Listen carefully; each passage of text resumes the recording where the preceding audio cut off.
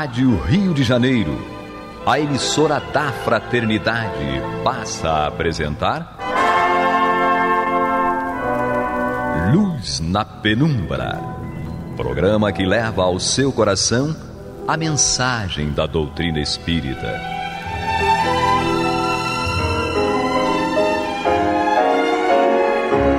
E com vocês, João Nogueira, para estudos de obras póstumas de Allan Kardec. Meus queridos amigos e irmãos, aqui estamos nós mais uma vez com a alegria habitual, aliás, cada vez mais, né? Porque é muito bom renovar as esperanças, renovar a certeza do trabalho no bem. E, como disse, aqui estamos nós, mais uma vez, com muita alegria, para estudo de obras póstumas dentro do programa Luz na Penumbra. E nós estamos estudando o capítulo onde Kardec conta o seu início do contato, né, com as manifestações espirituais. Ele vem contando como foi que ele conheceu as manifestações espirituais e traz algumas informações muito relevantes, muito importantes para todos aqueles que estudam a doutrina espírita, todos aqueles que adotaram a doutrina espírita como sua filosofia de vida. E é importante que nós possamos entender exatamente como é que tudo começou. No início era o professor Rivail, Hippolyte Léon Denisard Rivail. Ele era um professor, ele era um estudioso de muitas ciências, ele era um homem que fazia parte da Academia de Ciências de Paris, né, da França, e chega a ter contato então com inteligências extracorpóreas. Não entende a princípio o que é, mas vê algo muito importante ali, que desvendaria muitos dos mistérios que haviam na sua própria cabeça. E começa então com muitas perguntas e vem aos poucos tendo a resposta para cada uma dessas perguntas. Vamos então dar continuidade à leitura desse capítulo, repetindo a minha primeira iniciação no Espiritismo. E aqui temos mais uma conversa entre o Hippolyte Léon Denisard Rivail, depois passou a se chamar Allan Kardec, no dia 12 de maio de 1856, sessão pessoal em casa do Sr. Baudin, e o título é Acontecimentos. Então, Kardec inicia perguntando à verdade, ou ao espírito de verdade, ou espírito da verdade, o seguinte: que pensas de M? É homem que venha a influir nos acontecimentos? Resposta: primeiro ele coloca assim, muito ruído. Ele tem boas ideias, é homem de ação, mas não é uma cabeça. Pergunta: dever-se-á tomar ao pé da letra o que foi dito, isto é, que lhe cabe o papel de destruir o que existe? Resposta: não. Pretendeu-se apenas personificar nele o partido cujas ideias ele representa. Pergunta: posso manter com ele relações de amizade? Resposta: por enquanto não. Correrias perigos inúteis. Pergunta: dispondo de um médium, diz M, que lhe determinaram a marcha dos acontecimentos para, por assim dizer, uma data fixa. Será verdade? Resposta: sim, determinaram-lhe épocas, mas foram espíritos levianos que lhe responderam. Espíritos que não sabem mais do que ele e que lhe exploram a exaltação. Sabes que não devemos precisar as coisas futuras. Os acontecimentos pressentidos certamente se darão em tempo próximo, mas que não pode ser determinado. Eu queria fazer um parênteses aqui, nesse trecho, exatamente por conta de muitas pessoas ainda se utilizarem da mediunidade para desvendar o futuro. para precisar datas. Uma vez eu li num jornal dito espírita que o mundo de regeneração chegaria em 2057. E aí, por essa informação aqui dada pelo Espírito da Verdade, ou seja, o próprio Jesus, nós não devemos colocar data em nada, porque não sabemos. Deus o sabe, mas nós não sabemos. E não importa data, não importa quando vai acontecer. E outra coisa, o mundo de regeneração, ele não chega assim como se a gente estivesse aguardando uma visita e de repente toca a campainha ou bate na porta e aí chega o mundo de regeneração. Não é assim. Existe uma transição ocorrendo e essa transição é lenta e progressiva. Essa transição, ela não vai deixar de acontecer de forma nenhuma. E vai chegar um momento em que nós estaremos vivendo o mundo de regeneração e talvez nem percebamos isso, nem sintamos. Então é preciso ter cuidado com essa história de precisão de datas, de alguém prever que na data tal vai acontecer isso e aquilo. Já tentaram determinar o fim da pandemia, da Covid-19, só que isso é difícil. Como é que vai se prever? Né? Todo fim de ano, início de outro ano, existem aquelas previsões, vai acontecer isso. E quantas vezes não acontece? Então, vamos dar crédito àqueles espíritos que dizem para nós o seguinte: continuem fazendo o trabalho no bem, continuem buscando a reforma íntima, continuem fazendo a parte de vocês. Não desistam, continuem buscando o Evangelho de Jesus, a doutrina espírita, para que essa reforma íntima se traduza em ajuda ao próximo. Quando nós melhorarmos, quando nós estivermos totalmente integrados no bem, o mal que existia deixa de existir porque o bem está tomando todo o espaço.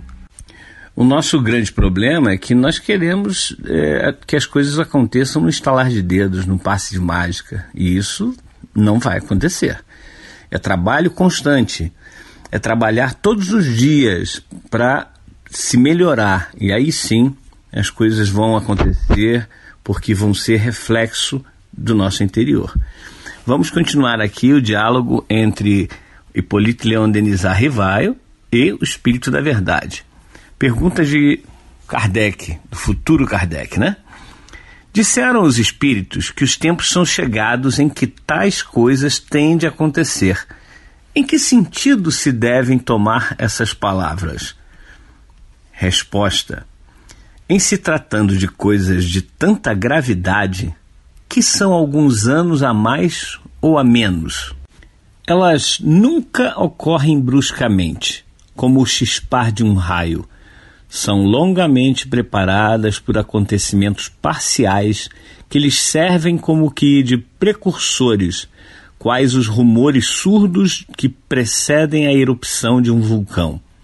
Pode-se, pois, dizer que os tempos são chegados, sem que isso signifique que as coisas sucederão amanhã. Significa unicamente que vos achais no período em que se verificarão. E é exatamente como nós estávamos aqui analisando, meditando, né? Pensando. As coisas não acontecem de uma hora para outra.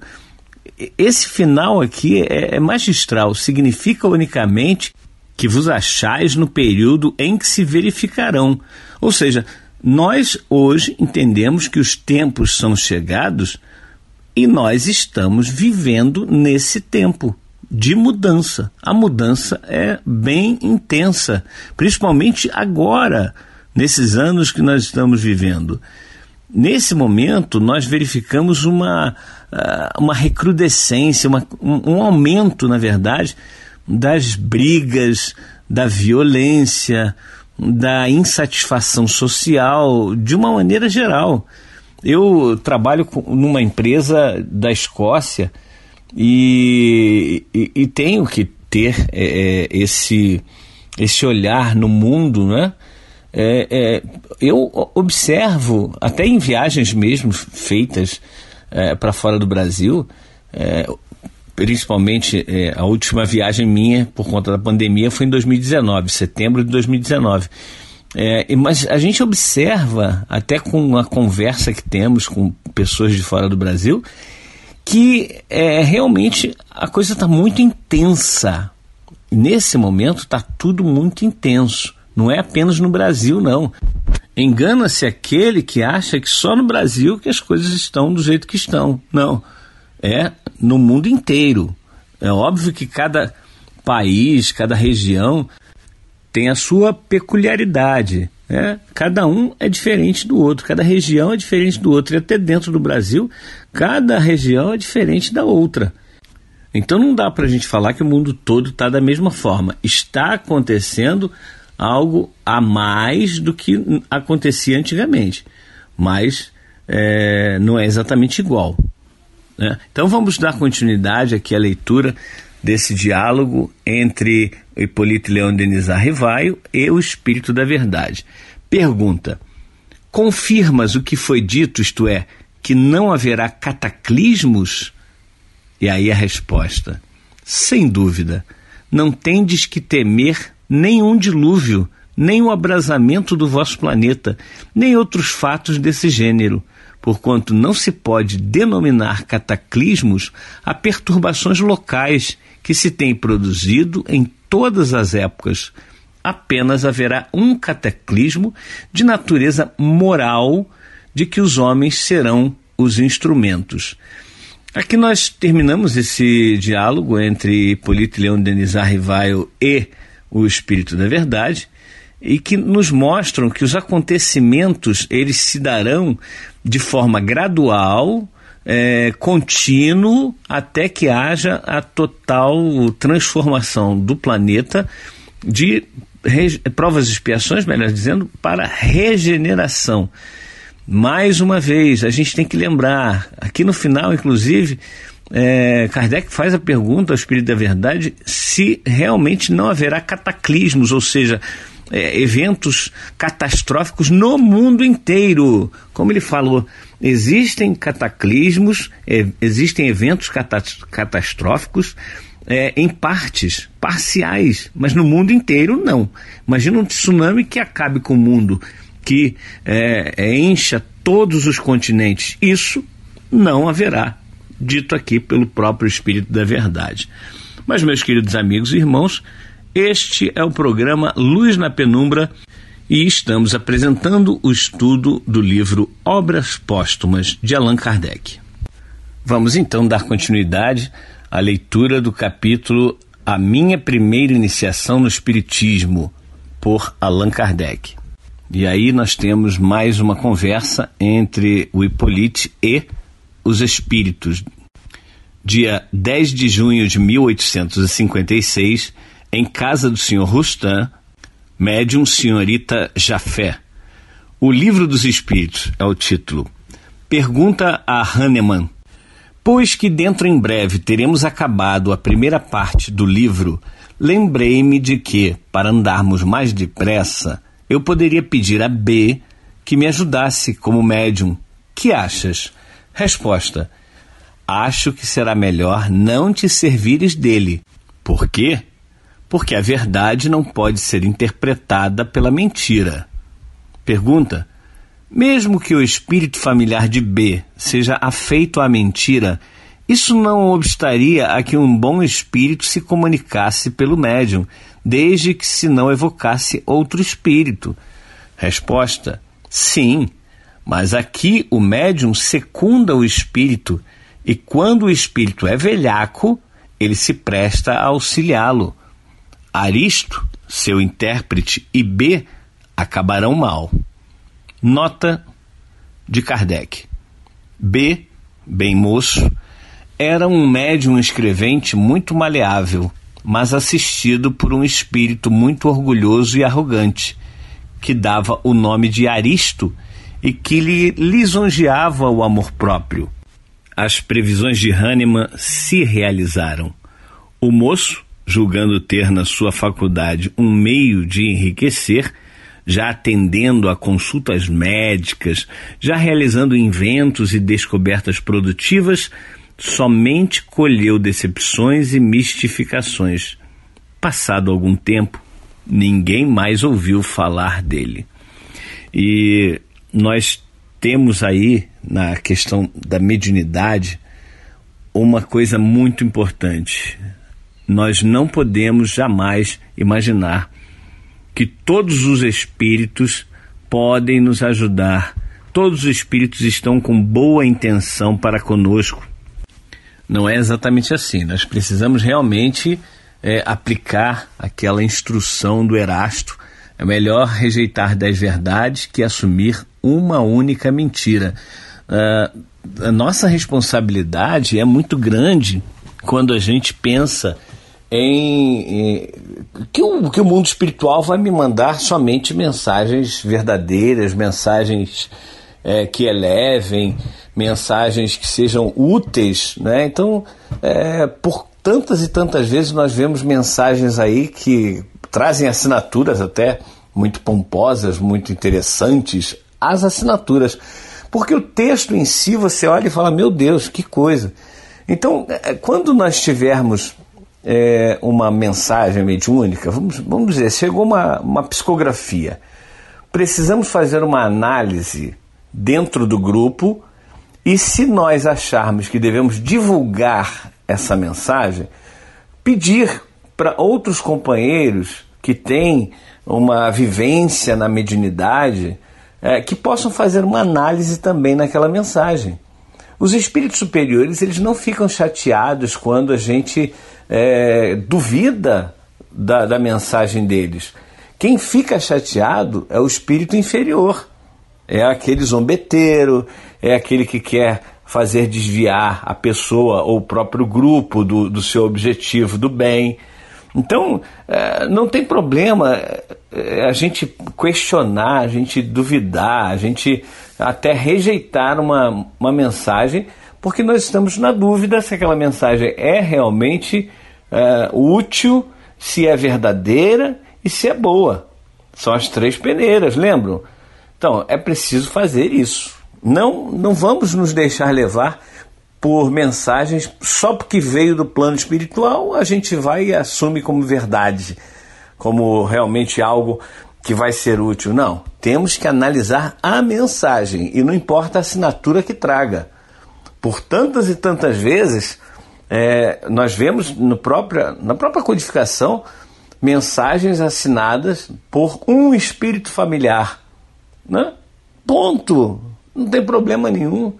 A gente não precisa de nomes pomposos para que a mensagem seja boa. Pelo contrário, a mensagem boa pode estar lá anônimo, assinado anônimo.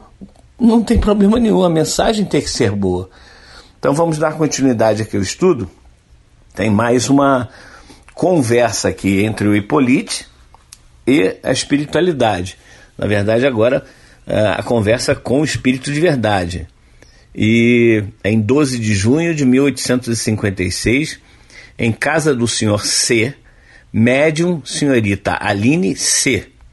E essa curiosidade, não é, de Kardec omitir o nome dos médiuns, dos participantes, era exatamente para evitar a questão da vaidade, né? Então é muito importante que nós entendamos isso. Como eu falei da mensagem, não importa quem assina, importa exatamente o que está escrevendo. Bom, essa mensagem agora, essa conversa, melhor dizendo agora, com o Espírito da Verdade, é longa. Nós vamos iniciar agora, mas vamos terminar apenas no próximo programa. Mas é bom nós iniciarmos agora para irmos avaliando, para irmos pensando. E quem puder, pegue lá essa mensagem que está no capítulo A Minha Primeira Iniciação no Espiritismo, de Obras Póstumas. Minha Missão é o título. Vamos lá, pergunta à verdade. Bom Espírito, eu desejara saber o que pensas da missão que alguns espíritos me assinaram Dize-me, peço-te, se é uma prova para o meu amor próprio. Tenho, como sabes, o maior desejo de contribuir para a propagação da verdade, mas do papel de simples trabalhador ao de missionário em chefe, a distância é grande e não percebo o que possa justificar em mim graça tal, de preferência a tantos outros que possuem talento e qualidades de que não disponho. Meu Deus, quanta humildade, né? Vamos à resposta do Espírito da Verdade.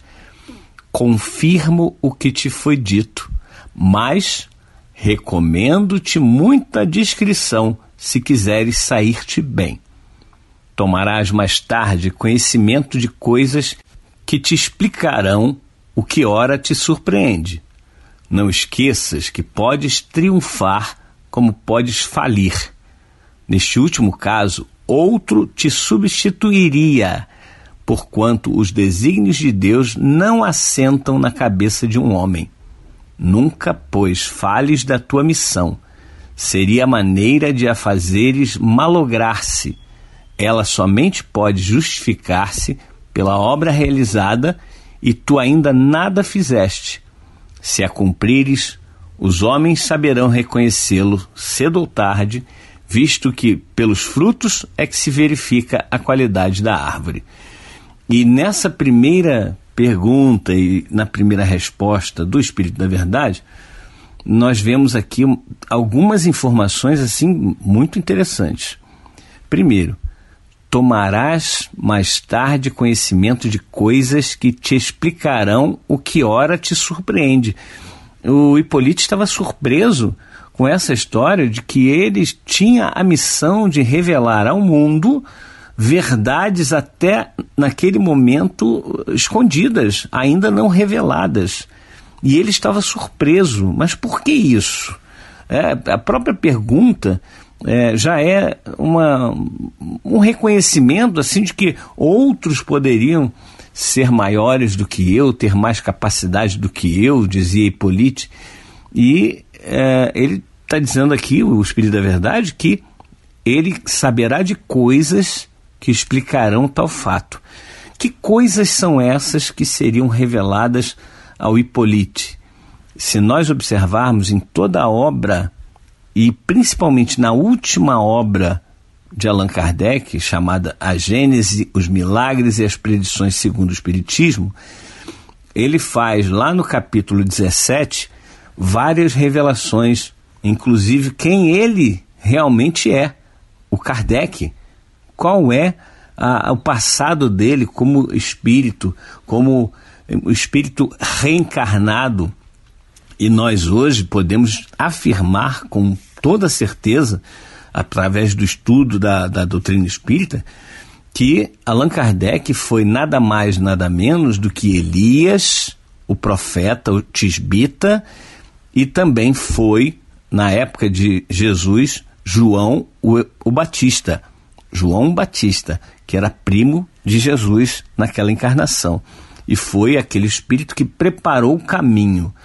E nós temos lá, no capítulo 17 do Evangelho de Jesus segundo Mateus, quando termina ali a conversa entre Jesus e Moisés e Elias, quando ele desce do cume da montanha para o patamar onde estava Pedro, Tiago e João, os discípulos perguntam assim: Senhor, mas não disseram os espíritos que era necessário, olha, os escribas, né, que era necessário que Elias viesse antes, quer dizer, preparar o caminho para o próprio Cristo? E Jesus disse, vejam o que Jesus disse: Elias virá e restaurará todas as coisas.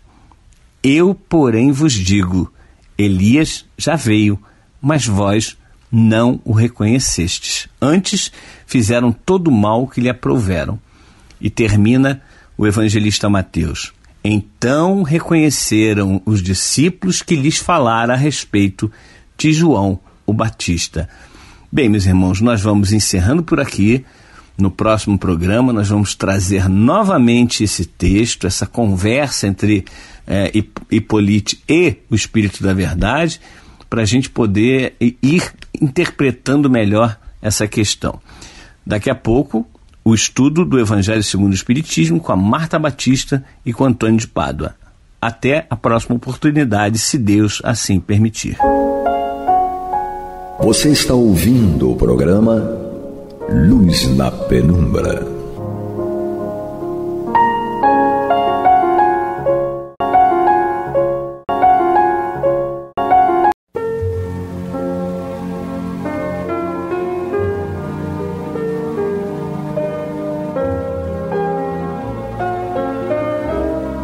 A Rádio Rio de Janeiro está levando ao seu lar e ao seu coração a mensagem consoladora da doutrina espírita, através do programa Luz na Penumbra.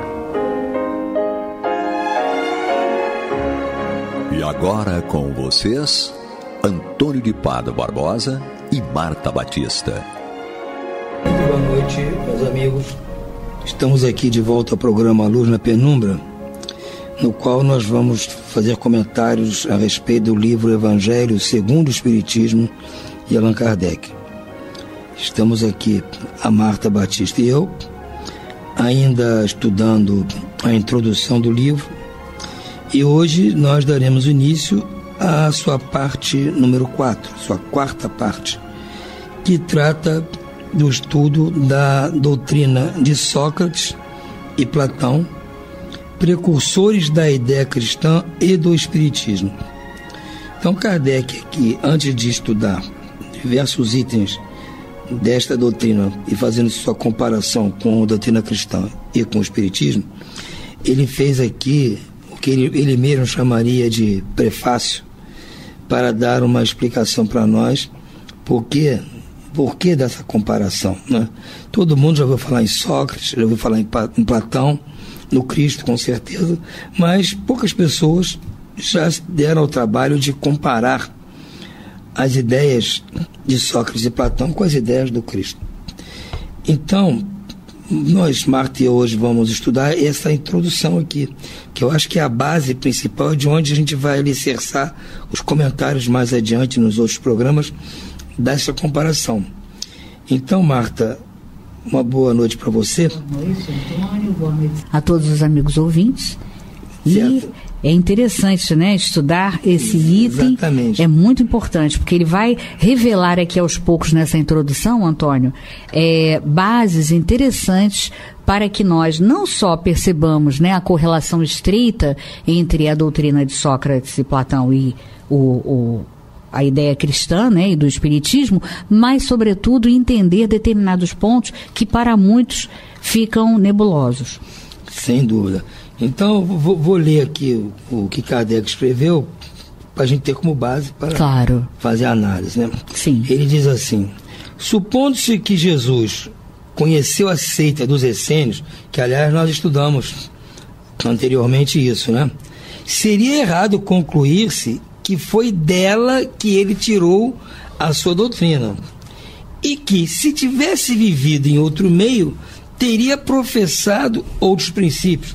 O que é lógico, poxa, se nós admitimos que Jesus tirou as ideias dele dos essênios, é de admitir que, se não houvesse os essênios, houvesse um outro grupo qualquer, ele poderia ter trazido ideias completamente diferentes da que ele trouxe, né? O que é uma incongruência. É um contrassenso, né? Exatamente. Então, Kardec segue: as grandes ideias nunca aparecem subitamente.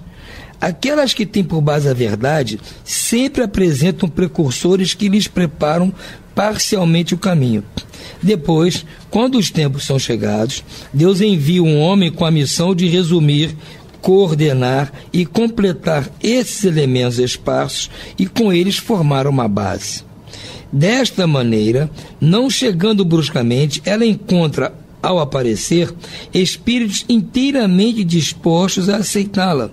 Assim ocorreu com a ideia cristã, que foi pressentida muitos séculos antes de Jesus e dos essênios, e da qual Sócrates e Platão foram os principais precursores.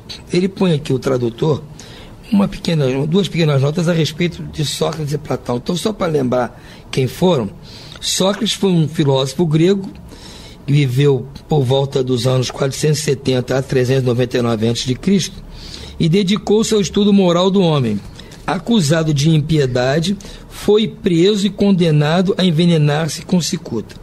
Platão, também outro filósofo grego, era discípulo de Sócrates e mestre de Aristóteles. Viveu em Atenas de 428 a 348 a.C. Escreveu os diálogos, através dos quais os dados a respeito da personalidade e da filosofia de Sócrates chegaram até nós.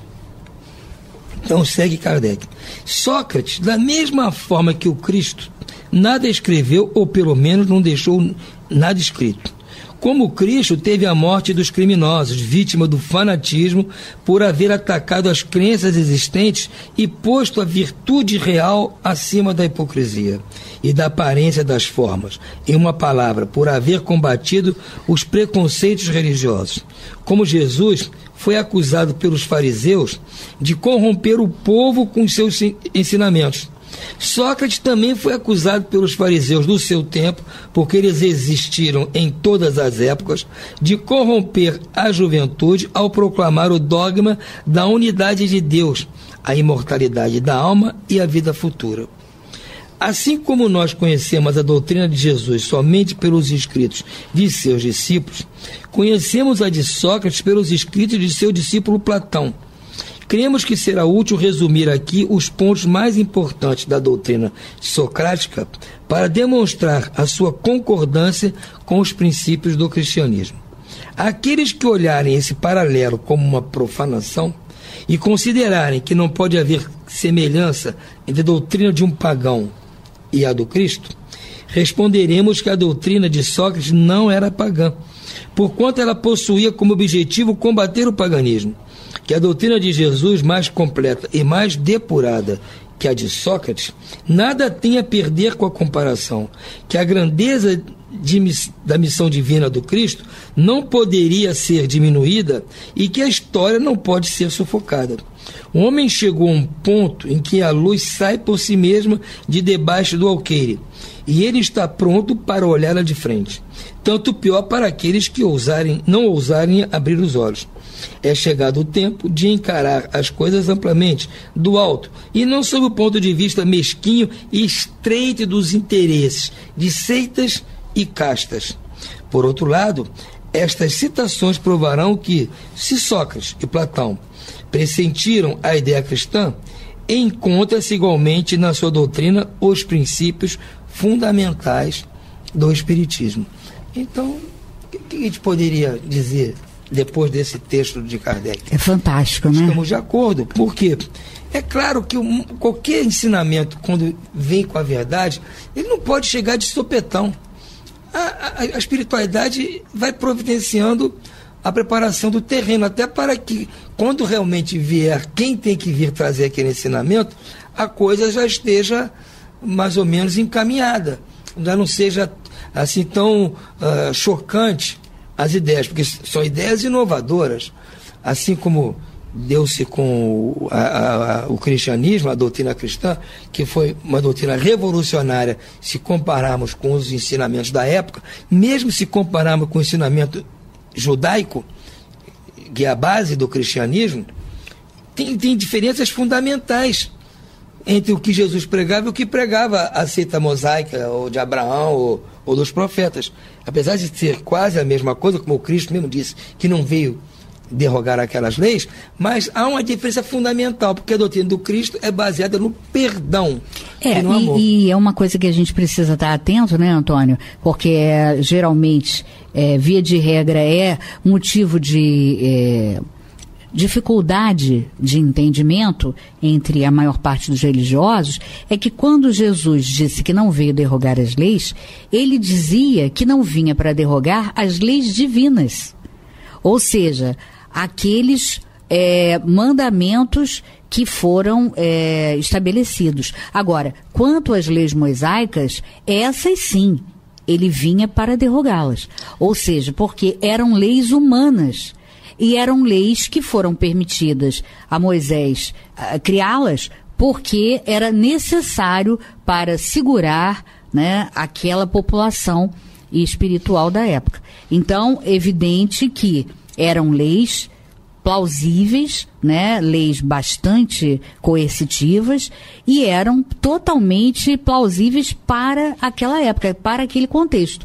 Agora, à medida que o tempo ia passando, né, eles sabiam que era necessário para segurar o alto nível de belicosidade daqueles espíritos, mas que também, à medida que fosse se aproximando a época do Cristo chegar aqui, seria necessário que tudo isso fosse se arrefecendo, né? Mas era esse um dos grandes pontos, né, que Jesus, nos seus 33 anos de messianato, embora haja historicamente controvérsias sobre isso, mas 33 ou 30, de acordo, é que durante esse pequeno tempo em que Jesus espargiu suas leis, ele, na verdade, passou o tempo todo com dificuldades de lidar com aqueles que se apegavam, e nós até estudamos sobre isso na semana passada, né, nas notícias históricas, sobre os fariseus, os escribas, que queriam justamente se apegar na letra, né, e nos cultos exteriores. Inclusive querendo, né, pregar algumas lições para o Mestre Jesus. Você veja bem, se nós temos como certo, aceita-se que o cristianismo, como você disse, as leis cristãs, que são leis de Deus, não são diferentes das leis mosaicas da lei de Deus. O que há de diferença é que Moisés, como você falou, teve que tomar certas medidas administrativas para que aquela sociedade pudesse conviver com uma certa harmonia. Então ele estabeleceu até penalidades para caso alguém infringisse até uma lei de Deus, né? Por exemplo, não matarás. Então, se alguém infringisse esse mandamento, matasse alguém, Moisés estabeleceu uma pena. Não cobiçarás a mulher do próximo. Se alguém infringisse essa lei divina, Moisés estabeleceu uma pena drástica para aquilo. A diferença do Cristo, principalmente, é o seguinte: ele não mudou a lei de não matarás, não mudou a lei de não... Sim, os mandamentos. Exatamente, né? Mas mudou, sim, as penas que a lei mosaica preconizava. Sim, ou seja, que eram disse, leis... Não, vamos perdoar. Eram leis humanas. Exatamente, e temporais. Exatamente, as leis são as mesmas. Agora, vamos dizer assim... era um código penal... O entendimento da lei... Quer dizer, era um código penal para a época. Para quem infringisse a lei, foi a principal diferença do ensinamento do Cristo. Ele disse que nós tínhamos que ouviste do que foi dito, né? Amarás o teu próximo e tal. Eu, porém, vos digo, ameis também os vossos inimigos. Isso. Então ele mandava fazer coisas que a lei mosaica não teve como fazer na época. Naquela época que Moisés veio, ele não tinha condições de pregar, apesar de que eu tenho certeza que no fundo Moisés já devia ele mesmo até ter esses entendimentos, pelo menos espiritualmente falando. Moisés na espiritualidade já devia ter um entendimento disso, mas ele aqui encarnado, fazendo aquele povo ficar 40 anos no deserto para montar uma nação, ele podia pedir que eles fossem perdoar uns aos outros. Depois de 400 anos do cativeiro do Egito, é complicado se convencê-los a amar os egípcios. Então ele não havia ainda amadurecimento intelecto-moral. Clima para isso. Então ele veio. Então Jesus, o cristianismo também tem sua raiz no mosaísmo, porque é a mesma fonte, a fonte divina. Agora, as circunstâncias da época é que mudaram o entendimento. Moisés entendeu de que tinha que ter aquelas leis temporais para administrar a sociedade, e o Cristo veio dizer, não, isso aí não é tão necessário assim. Agora é um Deus de amor, é um pai, ele chamava de pai. Então, é um outro entendimento, porque já havia um clima diferente. E talvez por que já havia um clima diferente quando o Cristo veio? Porque talvez 500 anos antes, esteve Sócrates tentando implantar uma filosofia semelhante. Talvez essa pregação de Sócrates e Platão facilitou o trabalho de Paulo. Lógico. Porque Paulo não foi o apóstolo dos gentios, não saiu pelas colônias gregas e romanas pregando. O Paulo não pregou quase na Palestina, onde ele nasceu, onde começou o cristianismo. Eles estão pregando na Grécia, na Turquia, não é? Onde hoje em dia é a Croácia, a antiga Iugoslávia, na própria Itália antiga, que é a Roma. Isso. Ele pregou para esses povos. Esses povos, talvez, algumas pessoas lá, apesar de estarem ainda praticando o paganismo, já deviam ter ouvido falar que houve um profeta aqui, um filósofo há 500 anos que falava alguma coisa. Vem esse Paulo e fala alguma coisa parecida com que eu concordo. Então já estava o terreno preparado. Porque na verdade esses eram nada mais quem? Eram aqueles mesmos espíritos, só que reencarnados. Então, fica sempre, né, uma ideia intuitiva, né, de que já conhece aquela ideia. Então, quando nós achamos familiar, é porque a gente já entrou em contato com aquele tipo de informação. E aí, como é que nós conseguimos, né, melhorar, progredir e entender e transformar os conhecimentos em sabedoria? É justamente quando você se afiniza e se familiariza com aquelas informações. Então, a familiaridade está ligada intrinsecamente a você ouvir repetidamente aquelas informações. Então, aqueles espíritos eram as mesmas pessoas de antes reencarnadas. Então, é evidente, né? Quer dizer, o coração já vai ficando, né, previamente preparado, porque aquela terra, né, do coração já está se familiarizando com aquelas ideias. Como disse Kardec aqui, desta maneira, ou seja, não vindo bruscamente, ela encontra, ou seja, essa doutrina nova, inovadora, encontra, ao aparecer, espíritos inteiramente dispostos a aceitá-la. E já houve aquela limpeza do terreno, aquele preparo. Esses espíritos já ouviram uma vez, agora estão reencarnando, estão ouvindo outra vez. Então, há condições. Agora, se vê uma sabedoria, uma coisa dessa que logo que ela chega, ela ofusca. Claro, porque, como se diz hoje em dia, né, ele quebra um paradigma. Por isso é que havia essa necessidade, né, de precursores preparando, né, a terra dos corações.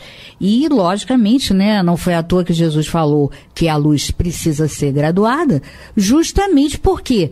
Porque uma ideia, né, excessivamente luminosa, como a ideia de amor e de perdão, ela, com certeza, ofusca logo nos primeiros contatos. Queima.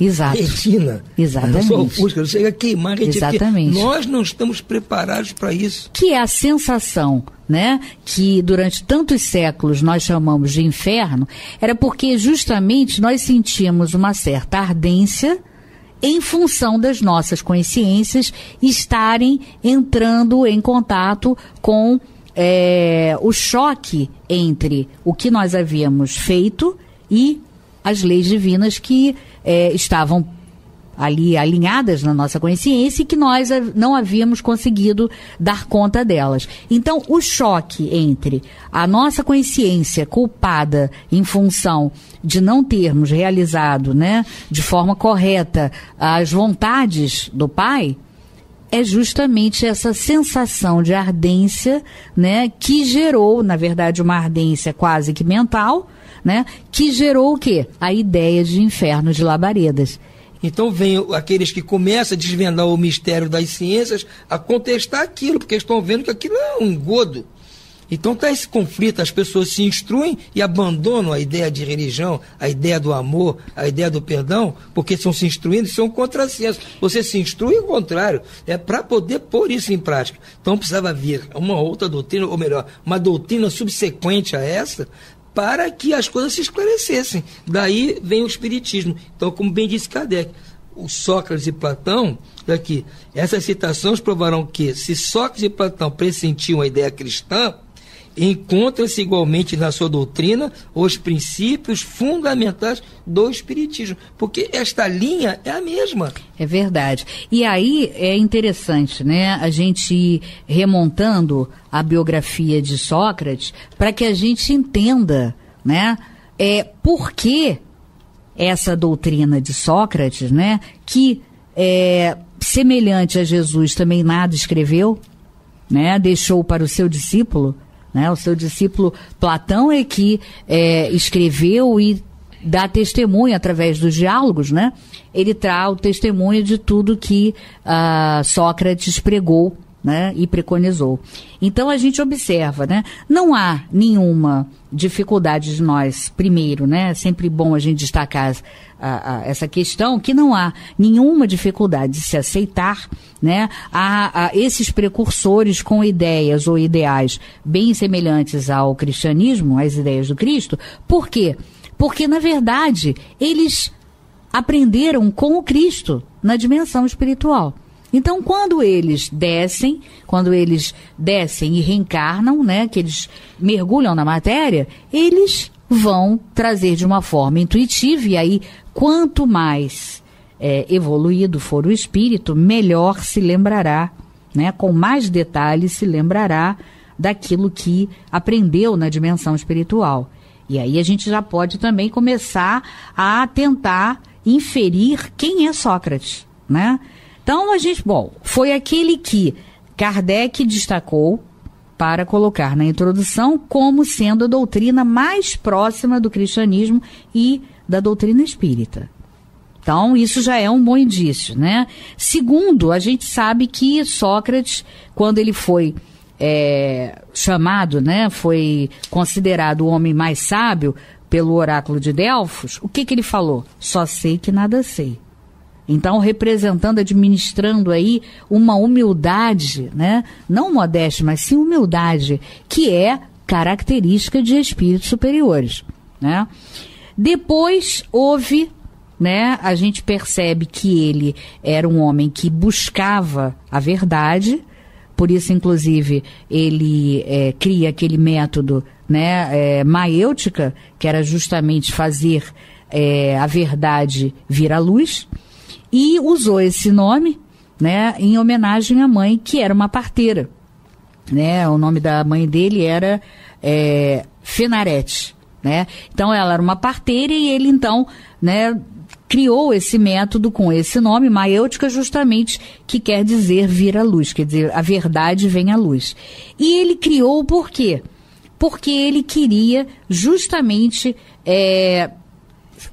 criar algo, né, que desse conta de vir e neutralizar aquelas ideias relativistas dos sofistas, né? E a gente sabia que os sofistas não tinham o interesse de trazer a verdade à luz, né? Era um interesse tão somente, por isso eles usavam relativismo, né? Tudo que eles percebiam que não era politicamente correto, que não ia ser bem visto, que ia trazer problemas políticos para eles, eles então faziam o quê? Eles deixavam aquilo de lado e usavam a ideia do relativismo, né? Sócrates também desagradou a muitos, porque ele, na verdade, rompeu com aquela ideia da filosofia da época, né, que buscavam sempre a filosofia para entender a physis, né, ou seja, a vida de uma forma mais natural, enquanto que Sócrates percebeu a importância de trabalhar a moral individual, né, do homem e buscar a verdadeira filosofia, ou seja, trabalhando o conhecer-se a si mesmo, que ele dizia que sem isso, se o homem não se conhecesse, não soubesse das suas limitações, ele jamais poderia atingir um nível profundo filosófico, né? Então, ele era popular, claro, né? Porque uma pessoa que tem um contrato, digamos assim, um pacto, né, com a verdade, agrada aos jovens. E ele, logicamente, agradava aos jovens. E isso, inclusive, foi um dos motivos, né, pelo qual ele acabou morrendo. Porque não só pela maêutica ele desmascarava todos os sofistas e aqueles que eram politicamente corretos, como também ele agradando aos jovens que buscavam a verdade, porque ainda não estavam contaminados, né? E a gente vê isso até hoje, né? Enquanto na juventude, depois o discípulo de Platão, Aristóteles, já vai numa determinada obra, que é uma obra utilizada até hoje nas universidades, né, em teoria literária, ele fala sobre a importância, né, e o papel dos jovens na sociedade, que é o papel mesmo, né, de guardando os limites da ética e da moral, que é mesmo o papel do jovem lutar e romper com o tradicional. Então, ele agradava os jovens e isso incomodou profundamente a todos eles.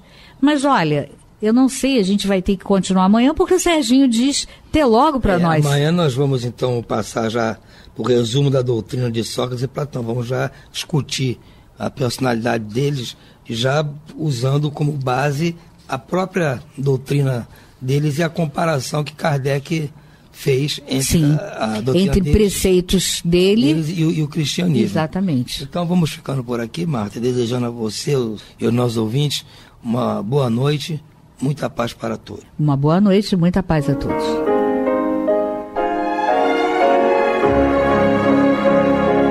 E vamos ouvir agora a prece de encerramento de nosso programa, na voz de Geraldo de Aquino. Jesus, dá-nos coragem para a luta, piedade para os insultos e misericórdia para as injustiças e ingratidões. Limpa nossa alma de inveja e ambições mesquinhas, de ódio e de vingança o nosso caminho. E que dentro em pouco, ao recolher-nos de novo ao calor do nosso leito, para que o sono nos dê a paz e o esquecimento das tristezas humanas, possamos sentir, Senhor, no mais íntimo de nosso ser, a doçura indefinível do Teu amor e a grandeza incomparável da Tua divina presença. Que assim seja.